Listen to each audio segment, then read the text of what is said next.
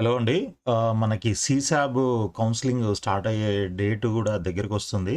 So, దీనికి సంబంధించిన కొన్ని డీటెయిల్స్ మనము ఈ వీడియోలో చూద్దాము. సో, ఒక్కసారి షెడ్యూల్ గనుక ఓపెన్ చేసినట్లయితే చూడండి ఇక్కడ 26థ్ నుంచి స్టార్ట్ అవుతుందని ఉంది. బట్ ఇదేంటంటే online request for category restoration starts అనమాట. సో, ఈ షెడ్యూల్ గురించి మనం ఆల్రెడీ ఇంతకుముందు ప్రీవియస్ వీడియోలో చూసాము. అయినా గూడా మళ్ళీ ఎందుకు చెప్తున్నానంటే, ఆ వీడియో చాలామంది చూసి ఉండకపోవచ్చు. సో, మళ్ళీ చూస్తారు, లేకపోతే రిమైండ్ అయినట్లు ఉంటుంది గదా! అని జెప్పేసి మళ్ళీ చెప్తున్నాను. సో, ఎవరి కేటగిరీ అయితే అంటే రిజర్వేషన్ ఉన్నవాళ్ళు ఎస్సీ, ఎస్టీ ఇలాంటి వాళ్ళెవరైనా వాళ్ళ సర్టిఫికేట్స్ ప్రాబ్లమ్ ఉండి సంథింగ్ వాళ్ళ కేటగిరీని జనరల్‌కి మార్చారో, సో, అలాంటి వాళ్ళు మళ్ళీ రీస్టోర్ చేసుకోవడానికి ఈ 26థ్‌న రిక్వెస్ట్ చేసుకోవడానికి ఆన్‌లైన్‌లో ఇది ఓపెన్ అవుతుందనమాట. 26థ్ మార్నింగ్ 10:00కి ఓపెన్ అవుతుంది.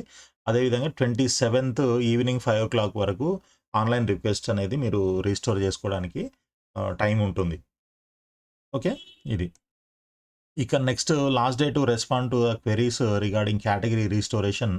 అంటే మీరు 27థ్ లోపల మీరు రిక్వెస్ట్ చేస్తే దానికి సంబంధించిన క్వెరీస్ ఏమైనా ఉంటే రెస్పాన్స్ ఇవ్వడానికి 29థ్ మధ్యాహ్నము 12 గంటల వరకు టైం ఉంది. తర్వాత అసలు జోసా ఇప్పటివరకు ఫైనల్‌గా అంటే మొత్తం 5 రౌండ్స్ జరిగాయి గదా! ఆ 5 రౌండ్స్‌లో మిగిలిపోయిన వేకెంట్ సీట్స్ ఏమేమి ఉన్నాయి ఏంటి అనేది మనకి 29థ్ ఈవినింగ్ 5:00కి వెబ్‌సైట్‌లో డిస్‌ప్లే చేస్తారు. ఓకే. ఆ తర్వాత రిజిస్ట్రేషన్ ఎప్పుడు స్టార్ట్ అవుతుంది యాక్చువల్ రిజిస్ట్రేషను.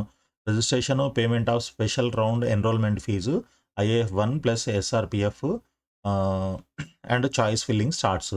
ఇది 31st నుంచి స్టార్ట్ అవుతుంది.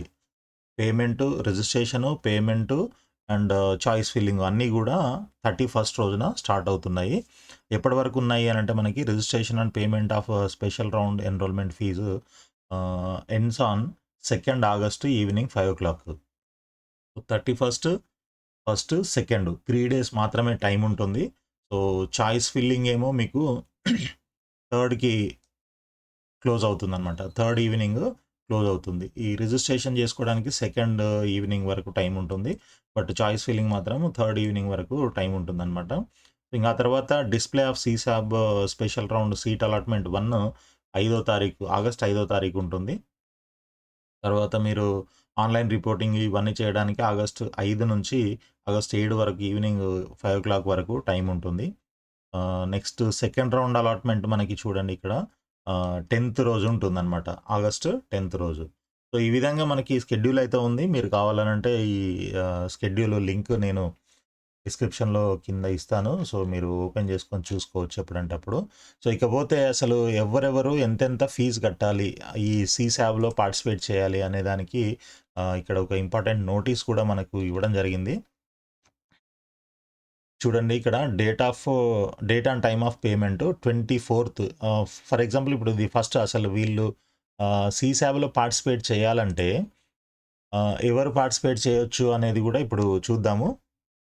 ఒక్కసారి ఆల్రెడీ సీట్ వచ్చిన వాళ్ళు ఎవరైతే ఉంటారో, వాళ్ళు పార్షియల్ అడ్మిషన్ ఫీజ్ అంటే ఇప్పుడు జోసా 5 రౌండ్స్‌లో సీట్ వచ్చేది కదా! సీట్ వచ్చింది కదా! ఆ సీట్ వచ్చిన వాళ్ళు ముందు ఆ సీట్ కన్ఫర్మ్ చేసుకోవాలి అని అనుకుంటే, మీరు పార్షియల్ అడ్మిషన్ ఫీజు పే చేయాల్సి ఉంటుందనమాట. అది ఎంత అనేది ఇక్కడ ఇచ్చారు చూడండి.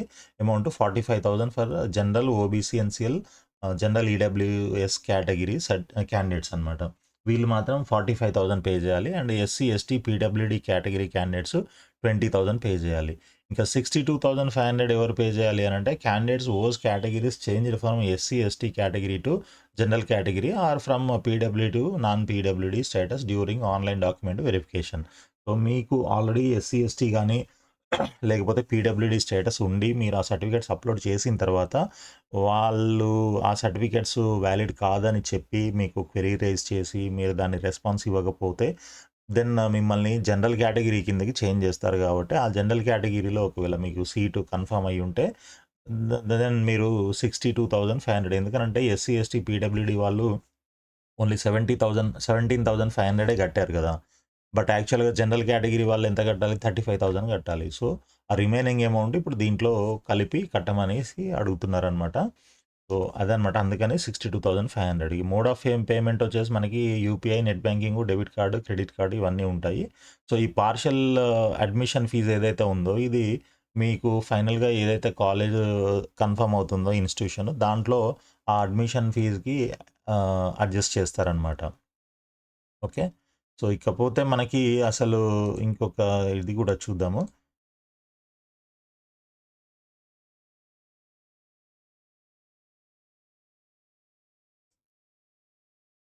సో, ఇది అన్నమాట. ఇక్కడ చూడండి అసలు ఎవరు ఎలిజిబుల్ దీనికి అండ్ ఎవరు ఎంత ఫీ పే చేయాలి అనేది ఇక్కడ ఈ 2 విండోస్‌లో నేను మీకు ఓపెన్ చేసి చూపిస్తాను. సో, ఇక్కడ మనకి ఒక 9 టైప్స్ ఆఫ్ క్యాండిడేట్స్‌గా డివైడ్ చేయడం జరిగిందనమాట. సో, టైప్ 1 చూడండి. Type 1 candidates who did not register in JoSAA 2024 rounds but are eligible as per the eligibility criteria. అసలు జోసాలో రిజిస్టర్ చేసుకోలేదు. ఎలిజిబిలిటీ ఉంది. ఇంటర్‌లో పర్సెంటేజ్ 65 ఎస్సీ, ఎస్టీ, పీడబ్ల్యూడీ వాళ్ళకి లేదనంటే 75 అయితే వీళ్ళకి బీసీ, ఓబీసీ వాళ్ళకి ఇలా ఉంది అనంటే, అంటే యాస్ పర్ ఎలిజిబిలిటీ క్రైటీరియా మీరు ఎలిజిబులే. కానీ అసలు జోసాలో రిజిస్టర్ చేసుకోలేదు అనేవాళ్ళు టైప్ 1లోకి వస్తారనమాట. సో, అలాంటి వాళ్ళు ఎంత పే చేయాలి అనంటే ఇక్కడ చూడండి జనరల్ ఈడబ్ల్యూఎస్, ఓబీసీ, ఎన్సీఎల్ వాళ్ళైతే ఇక్కడ వాళ్ళకేమి ఫీజు అడ్జస్ట్‌మెంట్ ఏమి ఉండదు. ఎందుకంటే వాళ్ళు ఇంతవరకు అసలు ఏమీ పే చేయలేదు. అంటే రిజిస్టర్ చేసుకోలేదు కాబట్టి ఏం పే చేయలేదు. సో, వాళ్ళకి ఇది నిల్ ఉంటుంది. ఇక్కడ ఆహ్, 45,000 వీళ్ళు పే చేయాల్సి ఉంటుందనమాట. Special round enrolment fee to be paid during registration 45,000 pay చేయాల్సి ఉంటుంది. అదే ఒకవేళ ఎస్సీ, ఎస్టీ, పీడబ్ల్యూడీ వాళ్ళైతే 25,000 పే చేయాల్సి ఉంటుంది. ఓకే. ఇక second type of candidates who have participated in JoSAA 2024 but have not been allotted any seat. So, మీరు already seat అంటే జోసాలో పార్టిసిపేట్ చేశారనుకోండి. కానీ మీకు అసలు ఎటువంటి సీటు రాలేదు. ఇక జోసాలో మనకి ఎలా ఉంటుంది అసలు ఫస్ట్ ఏం ఫీజు కట్టాల్సిన అవసరం లేదు గదా! సో, ఫీజు ఎప్పుడు కడతాము? సీట్ అలాట్ అయిన తర్వాత ఓకే అనుకుంటే అప్పుడే ఫీజు పే చేస్తాము. కాబట్టి అసలు వీళ్ళకి సీటే రాలేదు అనంటే ఫీజ్ ఏం పే చేయలేదు. సో, అలాంటి వాళ్ళు గూడా మీరు ఇక్కడ టైప్ 2 చూడండి. మన జనరల్ ఈడబ్ల్యూఎస్, ఓబీసీ అయితే 45,000 పే చేయాలి. ఎస్సీ, ఎస్టీ, పీడబ్ల్యూడీ అయితే 25,000 పే చేయాల్సి ఉంటుంది. సో, ఇక టైప్ 3 క్యాండిడేట్స్ ఏంటంటే candidates who have participated in JoSAA 2024 and have been allotted seat but cancelled due to non payment of SAF seat acceptance fee అంటారు ఇది. అంటే మీకు సీట్ వచ్చింది. బట్ మీరు ఫీజు పే చేయకపోవడం వల్ల మీ సీట్ క్యాన్సిల్ అయింది. అంటే ఆల్మోస్ట్ మీరు కూడా ఏమీ పే చేయలేదు. కాబట్టి మీరు కూడా ఎంత పే చేయాలి?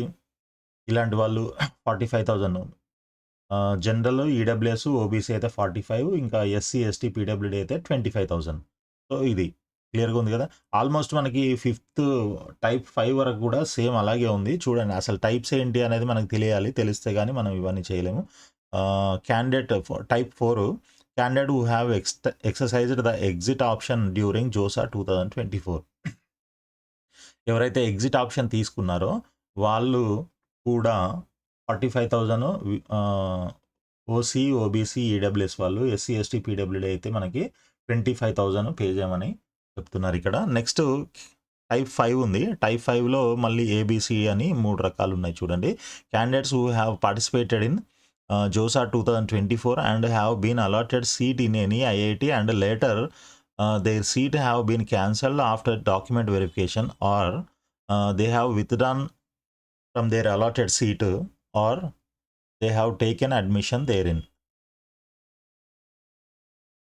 సో, ఎవరికైతే సీటు అదే జోసాలో పార్టిసిపేట్ చేశారు అండ్ సీట్ అలాట్ అయింది ఏదో ఒక ఎన్ఐటీలో అండ్ తర్వాత వాళ్ళు ఒకవేళ వాళ్ళ సీట్ క్యాన్సిల్ అయినా లేకపోతే వాళ్ళు విత్డ్రా చేసుకున్నా లేకపోతే they have taken admission their admission తీసుకున్నా వీళ్ళు కూడా ఎంత పే చేయాలి? టైప్ 5 45,000 జనరల్, ఈడబ్ల్యూఎస్, ఓబీసీ అదేవిధంగా ఎస్సీ, ఎస్టీ, పీడబ్ల్యూడీ అయితే మనకి 25,000 పే చేయాల్సి ఉంటుందన్నమాట. ఇకపోతే ఇంక నెక్స్ట్ టైప్ 6 ఇక్కడ చూడండి. ఇక్కడ నుంచి చాలా ఇంపార్టెంట్ మనకి. Candidates who have participated in JoSAA 2024 ఎవరైతే పార్టిసిపేట్ చేశారో వాళ్ళు and have been allotted seats in NIT plus systems and have already secured admission at the allotted institution by paying the SAF and PIF. SAF అంటే seat acceptance fee, PIF అంటే partial admission fee. అంటే partial admission fee ఇందాక మనం చూసినట్టు మనము 24th నుంచి 26th వరకు pay చేయాల్సి ఉంటుంది. NIT ప్లస్ సిస్టమ్స్ అంటే NITs, IIITs, GFTIsలో సీట్లు వచ్చిన వాళ్ళంతా ఆల్రెడీ మీరు 35,000, 17,500 ఆల్రెడీ SC, ST అంటే రిజర్వేషన్ ప్రకారంగా రెస్పెక్టివ్ కేటగిరీస్ని బట్టి మీరు ఆల్రెడీ పే చేసి ఉంటారు కదా. సో వాళ్ళు రిమైనింగ్ అమౌంట్ మళ్ళీ పే చేయాలి కాబట్టి పార్షియల్ అడ్మిషన్ ఫీజు పే చేస్తేనే మీ యొక్క సీట్ అనేది కన్ఫామ్గా ఉంటుంది, లేకపోతే ఆ సీటు క్యాన్సిల్ అవుతుంది. ఇది జాగ్రత్తగా వినండి పాయింట్. సో ఈ పార్షియల్ అడ్మిషన్ ఫీజు మీరు ఆల్రెడీ పే చేస్తారు కాబట్టి సో ఇక్కడ ఎంత అవుతుంది మొత్తము 75,000 ఫీజు అడ్జస్ట్ చేస్తారనమాట. అంటే మీరు ఫర్ ఎగ్జాంపుల్ మీరు ఎంత కట్టారు, ఓపెన్ కేటగిరీ క్యాండిడేట్ అనుకుందాము, 35,000 స్టార్టింగ్లో కట్టాడు, తర్వాత 45,000 కట్టాలి. Partial admission fee 45,000. సో అది కూడా ఒక్కసారి ఓపెన్ చేస్తాను ఉండండి. యా ఇక్కడ ఇది partial admission fee general, OBC, EWS వీళ్ళు 45,000 కట్టాలి. ఇప్పుడు ఎంత అయింది, మొత్తం 80,000 అయింది. 80,000లో 5,000 rupees JoSAA counselling charges deduct చేసుకొని ఈ 75,000 రూపీస్ మీ ఫీజులో అడ్జస్ట్ చేస్తారనమాట. అంటే మీకు ఏదైతే సీట్ అలాట్ అవుతుందో ఆ సీటు ఆ కాలేజ్ ఫీజులో 75,000 అడ్జస్ట్ చేయడం జరుగుతుంది. అయితే ఇక్కడ మీరు ఈ స్పెషల్ అంటే CSABలో పార్టిసిపేట్ చేయాలి అని అంటే మీరు ఎంత కట్టాలి, 5,000 రూపీస్ కట్టాలి. ఓకే, ఆల్రెడీ మీరు 80,000 పే చేశారు, 5,000 రూపీస్ ఏమో కౌన్సిలింగ్ ఛార్జెస్ కట్ అవుతుంది అండ్ రిమైనింగ్ 75,000 ఏమో మీకు ఫీజులో అడ్జస్ట్ అవుతుంది అండ్ మీరు ఇక్కడ 5,000 రూపీస్ పే చేయాల్సి ఉంటుంది. అసలు ఇంతవరకు ఎటువంటి ఒక్క రూపాయి కూడా కట్టని వాళ్ళంతా కూడా 45,000 వీళ్ళు, అండ్ SC, ST, PWD అయితేనేమో 25,000 కట్టాలి. ఓకే, అదే క్యాన్సిల్ చేసుకున్న వాళ్ళు కూడా మీ అమౌంట్ రిటర్న్ వస్తుంది కాబట్టి ఇక్కడ ఏంటి మీరు ఆల్రెడీ 80,000 కట్టారు కాబట్టి ఇక్కడ 5,000 కడితే సరిపోతుంది. అదేవిధంగా SC, ST, PWD అయితే ఫస్ట్ 17,500 కట్టారు అండ్ దెన్ 20,000 కడతారు. సో టోటల్ 37,500 అవుతుంది. దాంట్లో 5,000 rupees counselling charges, JoSAA counselling charges cut అయ్యి మిగిలిన అమౌంట్ మీ ఫీజులో అడ్జస్ట్ అవుతుంది. సో వాళ్ళు కూడా 5,000 రూపీస్ కడితే సరిపోతుంది అనమాట. ఓకే, నెక్స్ట్ ఇక్కడ టైప్ 7 చూద్దాము. Candidate who have participated in JOSA 2024 and have been allotted seat in NIT plus systems and later they have withdrawn their from allotted seat అనమాట. ఎవరైతే విత్డ్రా చేసుకున్నారో వాళ్ళకి ఎంత అంటే ఇప్పుడు వాళ్ళు ఆల్రెడీ OC వాళ్ళు అనుకోండి, ఓపెన్ కేటగిరీ అయితే 35,000 కట్టారు కాబట్టి 7,000 విత్డ్రాల్ ఛార్జెస్ ఉంటాయి. అవి కట్ చేసుకొని రిమైనింగ్ అమౌంట్ అంటే 28,000 మీ ఫీజుకి అడ్జస్ట్ చేస్తారు. అండ్ ఇక్కడ మీరు ఎంత కట్టాలి అని అంటే 17,000 మళ్ళీ పే చేయాల్సి ఉంటుంది. ఎందుకనంటే మీరు పార్షియల్ అడ్మిషన్ ఫీజు పే చేయరు కాబట్టి. సో 17,000 మీరు CSABలో పార్టిసిపేట్ చేయడానికి 17,000 పే చేయాల్సి ఉంటుంది. ఓకే, అదేవిధంగా SC, ST, PWD అయితే మీరు 17,500 కట్టి తర్వాత విత్డ్రా చేసుకున్నారు కాబట్టి దాంట్లో 7,000 విత్డ్రా ఛార్జెస్ డిడక్ట్ చేసుకొని 10,500 రూపీస్ మీకు ఫీజులో అడ్జస్ట్ చేస్తారు. అండ్ ఇప్పుడు మీరు కట్టాల్సింది ఎంత అని అంటే 14,500 రూపీస్ CSABలో పార్టిసిపేట్ చేయడానికి మీరు కట్టాలి. ఓకే, ఇది నెక్స్ట్ టైప్ 8 అనమాట. Candidates who have participated in JOSA 2024 and have been allotted seat in NIT plus systems but later their seat have been cancelled after document verification and have not been allotted any seat in any of the subsequent JOSA rounds. So ఇక్కడ చూడండి, seat allot అయింది but later their seat have been cancel అయింది. Okay, after document verification and have not been allotted any seat in any of the subsequent JOSA rounds with their updated credentials provided they fulfil the eligibility. So వీళ్ళు already 35,000 కట్టి ఉంటారు, వాళ్ళు withdraw చేసుకోలేదు కానీ certificates కరెక్ట్గా లేక seat cancel అయింది కాబట్టి జోసా కౌన్సిలింగ్ ఛార్జెస్ 5000 డిడక్ట్ చేసుకొని 30,000 ఏమో ఇక్కడ అడ్జస్ట్ చేస్తారు. ఓకే. కాబట్టి ఇప్పుడు సీసాబ్‌లో పార్టిసిపేట్ చేయడానికి 15,000 కట్టాలి. ఓకే. అంటే యాక్చువల్‌గా కట్టాల్సింది ఎంత? సీసాబ్‌లో 45,000 కదా ఇది. ఈ 45,000లో మీ 30,000 ఆల్రెడీ మీరు కట్టారు. 35 కట్టారు.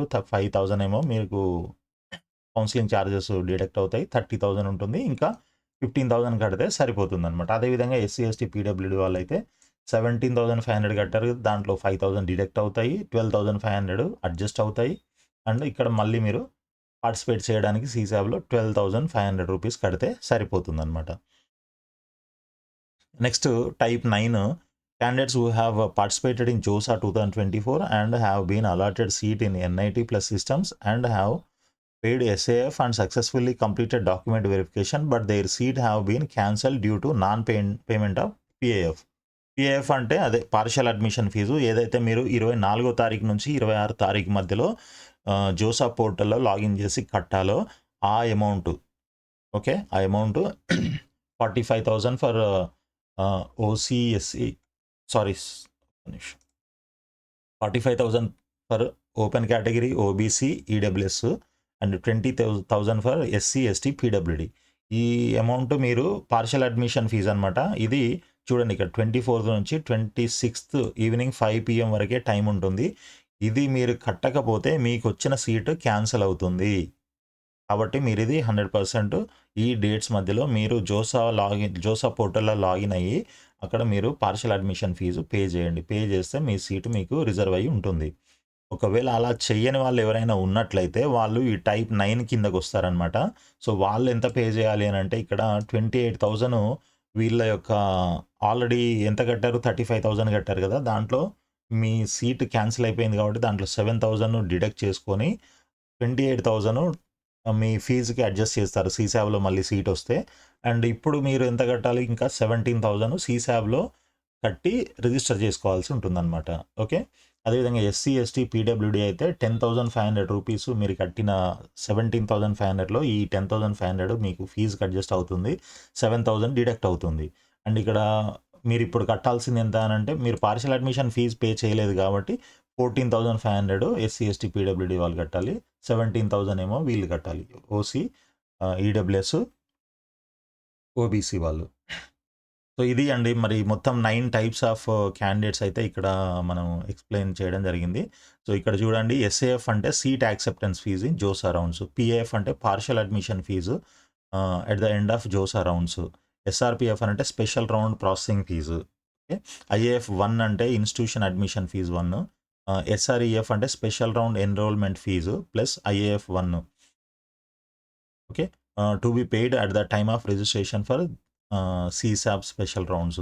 IAF2 అంటే institute admission fee 2 to be paid for seat confirmation during CSAB special rounds.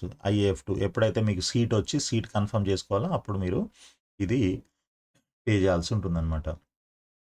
ఇక్కడ నెక్స్ట్ ఇది చూడండి candidates category before JoSAA 2024 document verification. General PWD నుంచి జనరల్‌కి ట్రాన్స్ఫర్ అంటే కన్వర్ట్ అయిందో అంటే మీ యొక్క పీడబ్ల్యూడీ సర్టిఫికేట్స్ కానీ, ఎస్సీ, ఎస్టీ సర్టిఫికేట్స్‌లో ఏమైనా ఇన్వాలిడ్ ఉంటే వాళ్ళని ఈ అంటే తీసేస్తారు. తీసేసి జనరల్ కిందకి మారుస్తారు కాబట్టి ఆ పీడబ్ల్యూడీ అనేది తీసేస్తారు. లేకపోతే ఎస్సీ, ఎస్టీ అనేది తీసేస్తారు కాబట్టి మీ కేటగిరీస్ ఇలా మారతాయన్నమాట. చూసుకోండి మీది ఏ కేటగిరీ ఉంది. ఫర్ ఎగ్జాంపుల్ ఇప్పుడు ఎస్సీ ఉంది జనరల్‌లోకి మారింది. ఎస్టీ ఉంది జనరల్‌లోకి మారింది.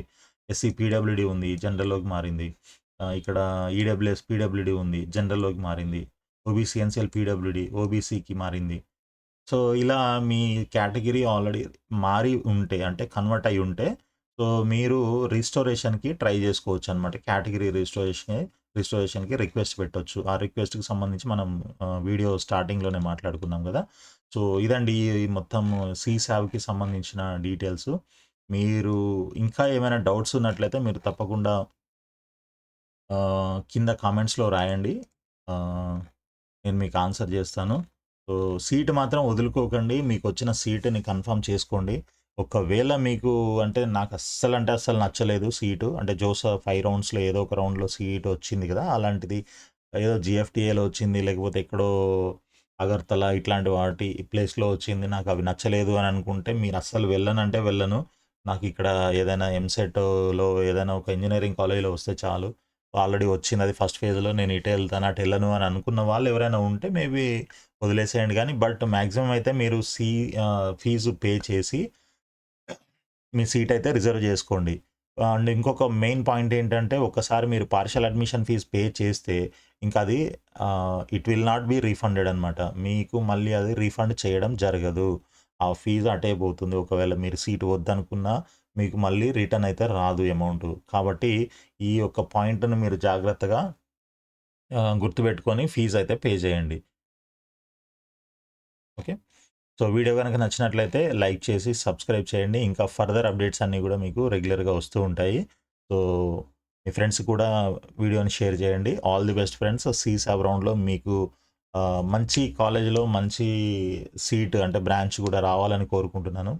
సో, ఇక్కడ ఇదంతా ఏంటంటే ఇప్పుడు మనకి వేకెన్సీస్ డిస్‌ప్లే చేస్తారు. ఎప్పుడు 29థ్‌కి డిస్‌ప్లే చేస్తారు. ఆ 29థ్‌న మీరు డిస్‌ప్లేలో చూసుకొని ఇక్కడ ఈ కాలేజీలో సీట్ లేదు గదా! ఆ కాలేజీలో ఈ బ్రాంచ్ లేదు గదా! అని ఇలాంటివన్నీ మీరు అనుకోవద్దు. ఎందుకనంటే అవే మాత్రమే కాదు. ఇంకా కొత్తగా జనరేట్ అవుతూ ఉంటాయి అలాట్‌మెంట్ ప్రాసెస్‌లో. ఇంతకుముందు గూడా చెప్పాను మీకు. ఫర్ ఎగ్జాంపుల్ కొన్ని కాలేజెస్‌లో కొన్ని సీట్స్ ఉన్నాయనుకుందాము. ఎన్ఐటీలోనో లేకపోతే ట్రిపుల్ ఐటీలోనో ఎక్కడో సీట్స్ ఉన్నాయి. మీకంటే ముందున్న ర్యాంకర్స్ ఆల్రెడీ జోసాలో సీట్ వచ్చుంటుంది. బట్ ఇంకేమైనా బెటర్ కాలేజ్‌లో బెటర్ ఆప్షన్ ఏమైనా ఉంటుందేమో, దొరుకుతుందేమో ఛాన్స్ అని జెప్పేసి వాళ్ళొచ్చి ఆప్షన్స్ పెట్టుకుంటారు సీసాబ్‌లో. అలా వచ్చినప్పుడు ఒకవేళ వాళ్ళకి ముందు అంటే మంచి ఏదైనా వాళ్ళకొచ్చిన దానికంటే ఇన్‌స్టిట్యూషన్ కంటే బెటర్ ఇన్‌స్టిట్యూషన్‌లో ఏదైనా కాలేజీలో కోర్సో ఏదో ఒకటి రెడీగా అంటే వేకెంట్ ఉందనుకోండి. ఆ సీటు వాళ్ళకెళ్ళిపోతుంది. సో, వాళ్ళకి ఆ సీట్ ఇచ్చినప్పుడు వీళ్ళకి ఆల్రెడీ జోసాలో అలాట్ అయిన సీట్ ఏమవుతుంది? అది వాళ్ళకి క్యాన్సిల్ అయిపోయి అది వేకెంట్ అవుతుంది మనకి. వెనకాల ఎవరైతే ఉంటారో అతని తర్వాత. సో, వాళ్ళకి ఆ సీట్ వేకెంట్ అయ్యి, ఆ సీటు ఒకవేళ మీరే ఉన్నారు వెనకాల. మీరు ఆ ఆప్షన్ పెట్టుకొని ఉన్నారనుకోండి. ఆ సీట్ మీకొచ్చే అవకాశం ఉంటుంది.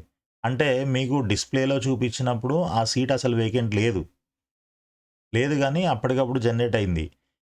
సో, అది లక్కీగా మీకు దొరికింది. సో, ఇలా ప్రాసెస్ అంతా ఇలా లక్ మీద డిపెండ్ అయి ఉంటుంది దీంట్లో.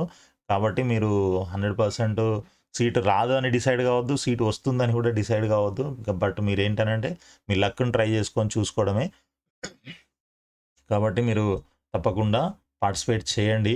మంచి కాలేజ్‌లో అంటే ఎన్ఐటీస్‌లో రావడానికి ఏమైనా ఛాన్స్ ఉంటే లక్కీగా రావచ్చు. మనం ఆల్రెడీ ఇంతకుముందు ప్రీవియస్ ఇయర్స్‌లో మనకి ఎంత కట్ ఆఫ్ ఉన్నాయి, ఏంటి అనేది కూడా మనం ఒక వీడియోలో చూసాము. సో, కావాలనంటే మళ్ళీ ఆ వీడియో ఒకసారి చూడండి మన ఛానెల్‌లోకెళ్ళి.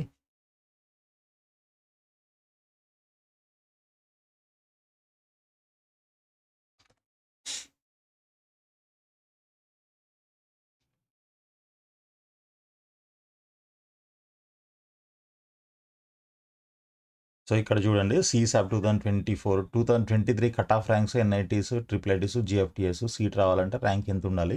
సో, ఈ ర్యాంక్ సీఆర్ఎల్ చూస్తారు. దీంట్లో రిజర్వేషన్స్ ఉంటాయి. బట్ సీఆర్ఎల్‌తోనే సీట్ అలాట్‌మెంట్ అనేది ఉంటుంది. కాబట్టి మీరు ఈ వీడియోని చూసినట్లయితే అసలు లాస్ట్ ఇయర్ ఎంతెంత ర్యాంక్ వరకు కట్ ఆఫ్‌లొచ్చాయి ఏంటి అనేది కూడా మీకు ఒక ఐడియా వస్తుంది. So, all the best friends. Thank you. వీడియోని లైక్ చేసి సబ్స్క్రైబ్ మాత్రం చేయడం మర్చిపోకండి. చాలామంది చూస్తున్నారు కానీ సబ్స్క్రైబ్ చేయట్లేదు. సో, సీసాబ్ అయిపోయేంత వరకు కూడా మీకు కంటిన్యూయస్‌గా గైడెన్స్ అది ఇస్తూ ఉంటాను. All the best. Thank you.